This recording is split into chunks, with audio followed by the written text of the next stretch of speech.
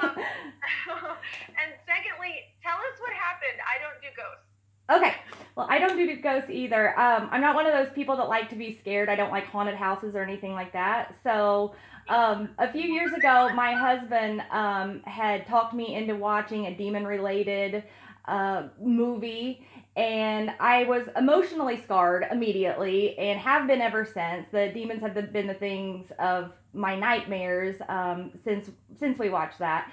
So I was Yeah, that especially was a bad idea. I'm just like, terrible. And he regretted it for many nights to come because I would wake up in the middle of the night like, babe, I hear something. And he was like, Angela, you don't hear anything. It's fine. So he definitely regretted it. But one night, a few months ago, in the middle of the night, I heard my bedroom door like creak open, and and it standing out right outside in the hallway was this it was all black, and I could see these glowing illuminated eyes and this like maniacal smile, and it like moved a little, but it was like it was drifting or hovering like a foot off the ground.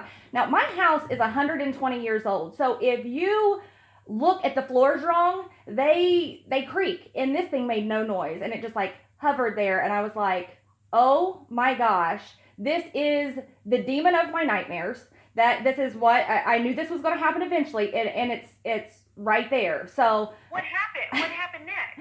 I did the only thing one can do when there's a demon right outside your bedroom. I called upon the Lord and said, Lord, Lord, this is Angela. Like I unfortunately, I to be honest, I wish I had a more consistent relationship with the big guy, but I don't. I'm like the friend that only calls when I need to borrow money. So I was like, but I know he's always with me. So I said, Lord, this is Angela. If you could get down here with some white light right away, sprinkle it around my bed. There's some real life demon slaying that needs to go on. If you got extra, take it to my kids' room. That's great, fantastic. But the white light is needed like right here, right now. And I laid there terrified, waiting for the demon to go away. I love that was your inclination. I thought you were going to say what everyone does when you see a ghost room, and I like run like hell from your house is what I would have done. I would have been talking to the Lord on my way out. No, I was frozen, completely terrified. You're braver than I, Angela. But wait, you're actually using this experience to help with COVID relief, right? I am. After we got it, this kind of went viral. I told the story, it went viral, and I have a friend that had been making T-shirts for COVID relief, and so I got with her, and I said, I kind of have a platform now. I have a lot of people that are interested in this story, so we can make like glow in the dark shirts maybe and sell them. It was at the very beginning of COVID, when all of that hit, and so that's what she did. She made a bunch of shirts, and we sold a few and made some money to go to the COVID relief fund. That's so cool. Yeah. Like taking something terrifying and making it positive. Right. Really good. Yeah. You have a great heart, Angela. I'm glad it all worked out. I really hope the demon doesn't come back, Me because too. I'm probably not going to sleep well tonight just hearing that story. But thank you so much for sharing your story and for turning it into something. Kelly, real quick, look at the text I just sent you. Oh yeah. Oh, I'm sorry. I didn't. Okay. Usually it did an alert last time. Sorry, it didn't do that this time. Ask it.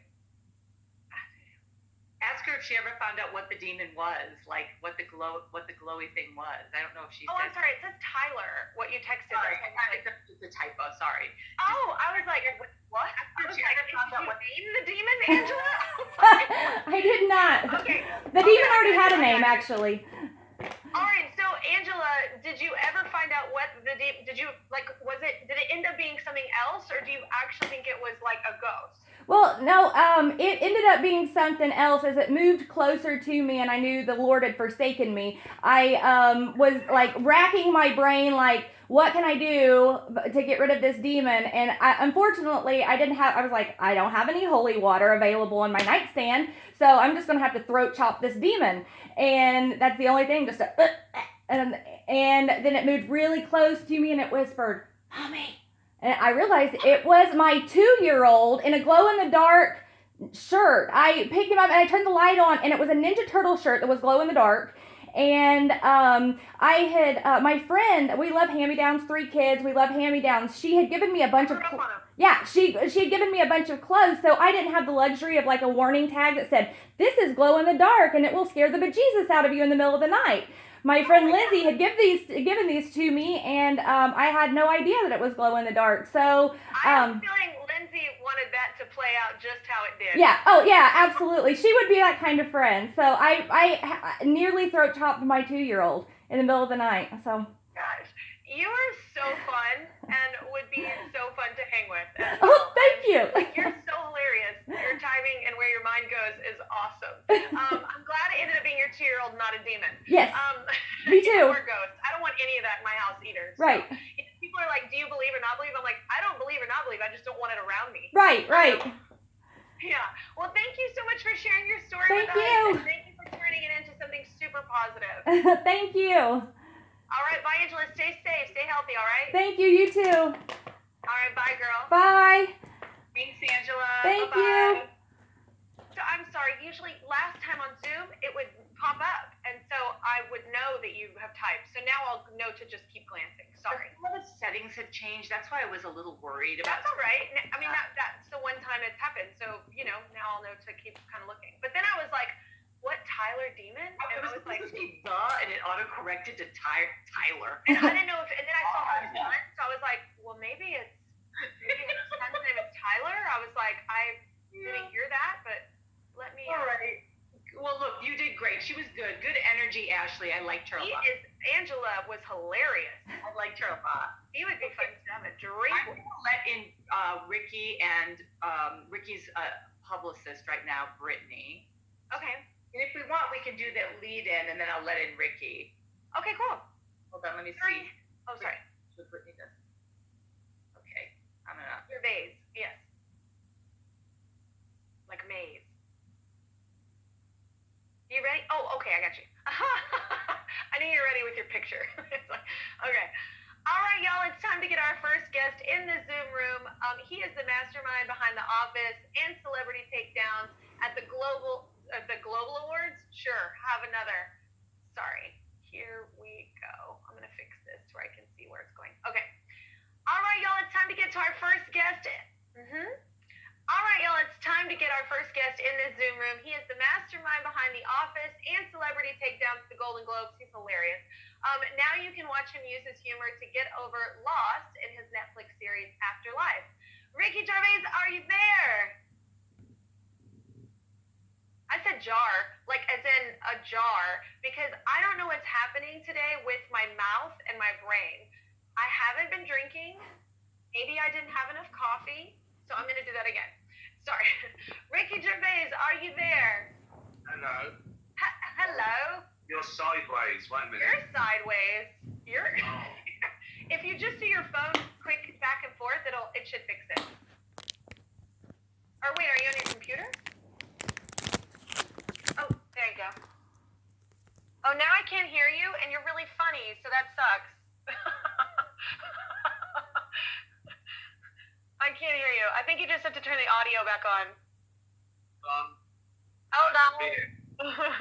I can hear you now, I think. Is that good? Yes. Hey, first of all, I know people say this all the time, and you're probably annoyed with it, and I don't care, so you're just going to listen. You are so funny. You're like, Thank you. I mean, next level kind of wit. And I think it's because you're incredibly smart as well. And those are my favorite comedians. I was a cocktail waitress for a while before all this, and a cocktail at a comedy club. And your timing and intelligence is like so key. It's Thank you. amazing to watch you and like all your projects that you're part of. I'm such a big fan, like aside from me getting to interview you right now, well, and also me interviewing right now, but I can't help but see you got some trophies, bro. There's like a lot of awards behind you. Yeah. This is my real. I haven't just staged it. This isn't someone else's house like they do in Cribs, right? This is and it's the smallest room. It's my little study in the house, so I thought it'd be less echoey. So No, that's great. I love it. Thank I you. mean, there's a reason why you got all those awards. It's what I just said. You're so funny. So do you have a favorite back there? I'm trying to see which. I see the Globe. I can't see all of them. Well, when the first Golden Globes were pretty special. I came over to LA. I think it was like 2003. I don't think I knew how big an award it was, and so that was pretty special. The first Golden Globe, the first BAFTA was nice. The Emmy that I beat Steve Carell to, so that was. That's awesome. It is always like when you get nominated, I'm always like, I mean, this is such maybe not a cool thing to say, but I'm always like, does it count? Because you look at who you're nominated with and you're like, is this going to count, this award? Like, Well, are you complimented by the people you're surrounded with? Well, I think they nominate me just to annoy me. I've been nominated 24 times for Emmys, and I won 2. That's a terrible statistic. I always say that statistic in Blake Shelton's face of The Voice. He's always like, I've won so much. I'm like, percentage-wise, I'm kicking your butt. So yeah, but I'm a Brit, so I look at it like I've lost 22. I don't look at it like I've won 2. I've lost 22 Emmys. That's amazing. It is. I know, but it is. I'm not just saying this as like a pageant answer. I mean, I'm with you in the sense of like, it's amazing that you've been nominated. That means that you're in people's mind 24 times. Like when that came up, do you know how many shows there are? Do you know how many actors there are? How many comedians? Like that's incredible to be nominated that many times. Just gonna be that voice of reason. I must be early on alphabetically. They G. Well, Clarkson hasn't worked out for me quite like it's worked out for you with a G. That's true. It's lovely. It's always lovely to be thought of. It's lovely to be nominated. You mustn't take them too seriously. It's just a bunch of people who liked your show that year. But it's lovely to still be in the mix. You know, it's lovely to be doing anything at my age. So I'm grateful that I'm alive. When I think I've been nominated, I go, I must be still alive then. You sound like an aging female in this industry, not a man. It's like, I'm still here. We don't die at 30. No, I know. Yeah, I don't. I still feel 30. That's crazy. I think the entertainment industry does that to us too, because I work with people of all ages, but I feel like we're all the same age. But and I think that's kind of cool, and why the entertainment industry is very open-minded in that sense too. Sometimes, but it's lucky for me, really, that I'm in, I suppose, an art form where looks really never mattered. So comedy. You mustn't be cool and young and sexy in comedy. So I'm really coming into my own. The more annoying. Where I'm actually nailing it. I'm nailing it at this point. Hey, I understand. I mean, everybody's approach to quarantine is different. It's all relative in everybody's life. But I understand your approach to quarantine was less toilet paper and more booze. Is that right? I couldn't believe it. Well, like on day 1 of lockdown, everywhere in the world, people going to supermarkets and stockpiling toilet rolls, fighting over toilet rolls. How many do you need? I just thought that's ridiculous. I would give up my last toilet roll for a glass of beer. That is, if it's the end of the world, I'd rather be drunk than have lots of toilet rolls. I just didn't get it. We're the same person. I literally was like, what is the fussle about? Take a shower. Like, I'm like, it's like, okay, fine. Your water's still on. I'm like, it's fine. I mean, maybe I'm a little too country for people and I'm not very uptown or whatever, but I thought it was crazy. The toilet paper crisis of 2020. I was like, how about food? How about ramen noodles? Like but something it was such an arbitrary thing. I'd never thought about it before, but it's such a. But I mean, those people who fighting on day, but they're the sort of people that if there was a plane crash, they'd start eating other passengers. I'd be going, there's still sandwiches.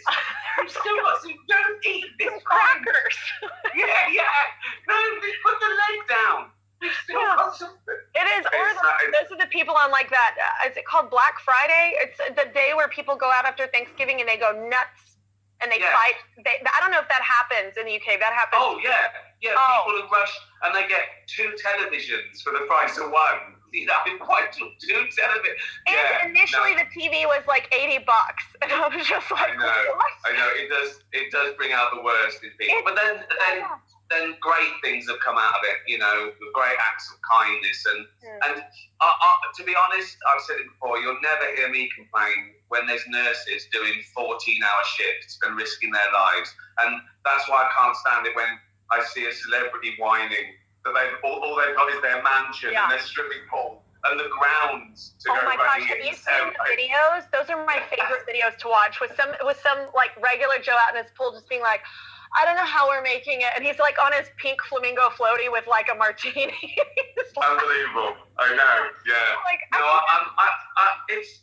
I'm a writer, so I can write at home. I'm not writing, but I could be. Lazy. No, I'm getting quite used to it. I never liked people coming to the house, so that's good. I never went out. I've always got enough booze for a nuclear winter. And you don't want people to come into quarantine, they'll drink it. So Yeah. And the evenings, I'm always on the couch with a glass of wine at 6 o'clock watching Netflix. So my evenings literally haven't changed in quarantine. So yeah. Well, something I love that you've done in quarantine, is there a badminton court at your house? Yes. We thought we've got a garden, and then we found a badminton set we hadn't opened that had been in one of those cupboards that you do like for 10 years. We put it up, then we ordered some spray chalk from Amazon, and we put out the markings, and then we play badminton every day. Yeah, so that's really been great. Yeah. Amazing. Like, who goes to, like, you don't play catch, you don't do like that's just so like far-fetched of a sport. It is. It's not a sport that I would have, I played it at school and stuff. Also, there's a lot of bending over in badminton because with tennis, I can do the thing when I get the ball up, but there's a lot of bending over to pick the shuttlecock up because it doesn't bounce. And I'm getting to that age now where I make a noise when I bend over and have to stand up, like, oh! So there's a... I do that too. I'm 38, whatever. Is there anything that you're going to miss now that things are opening up? An excuse to get out of things. It's been great. I say the same thing. That's mine. I'm like, I always hate having to give excuses, but I just want to be home with my kids. I'm working all the time. Like, and I always feel like I have to give some major reason. Oh, it's a Christmas play, or it's it's her first time, doing a somersault, so I got to come home for that. Like, it's an amazing excuse, and you can always get hold of people when you need them. That you know they're at home. You're not doing anything. If people don't pick up the phone in lockdown, they really don't want to speak to you. If you're they're like, you know what? I'm bored out of my mind. Still not worth it. Yeah, still no. All right. Well, we need to take a quick break, but more with Ricky Gervais in 60 seconds, y'all. You are so enjoyable. I love you. Oh, thank you. We started when I was trying to log on and stuff. Oh, I don't think so. Oh, okay. No, it's fine. I didn't realise when I didn't expect you to be there and talking. I expected like someone to think through this, but it was hi. Hi. we won't use that part. In fact, on this part, I might just ask you to say, "Oh, hi, Kelly," so we can get a cut in, and then sure. You can just do that, and then Kelly, you can start the next act. It's looking really cool. I'll let him do that real quick. Okay. Let me get off. I'll say hello first. Okay. Hi, what's up? Oh, sorry. This is an awkward first date. Okay. Okay, I got it. We're so acting. Okay. Hey, what's up, Ricky? Hi, how's it going? It's going really well. Okay, so I'll go with this. All right, y'all, I'm back with Ricky Gervais, and that was a little bit of his very funny show, Afterlife, which is now on Netflix. Y'all should check it out. So congrats on season 2 of Afterlife. Can you tell everybody that hasn't seen the show, can you tell them what it's about? Well, it's a dark comedy with dramatic bits. It's sort of real life. It's about I play a guy who lost his wife to cancer, the absolute love of his life. It was absolutely devastated. It starts with her, you see she's going through chemotherapy and she knows she's dying, and she leaves a video diary, and it's very sweet, and it starts off sort of very mundane, and she's telling him how to survive, and then, you know, we see flashbacks of him where they filmed each other goofing around, and he's depressed, and he's suicidal, and he's going to kill himself, but he doesn't because the dog's hungry, and that gives him enough time to think, okay, I'm going to live for a while, but I'm going to punish the world. I'm going to do whatever I want. And he starts thinking, I could have been dead now, so all this stuff, I can do exactly what I want. It's like a superpower, and that's how he treats it, and that's when the show starts. And series 2, he's carrying on through the stages of grief. In series 1, he was going through shock, anger, denial, and now he's going through negotiation. He's basically saying, okay, I'm going to stick around. Why? It asks the big question: if you lose everything, is life still worth living? And it's about a man's journey. And he's got quite a good life. He's got a nice job on the local paper. He meets interesting and not so interesting people. He's got friends. He's got a beautiful dog. But he's not happy. He's depressed. He's dark in there. And it doesn't matter what's happening in the real world. If you're not happy, that's all we want. Pretty cool. We just want to be happy. And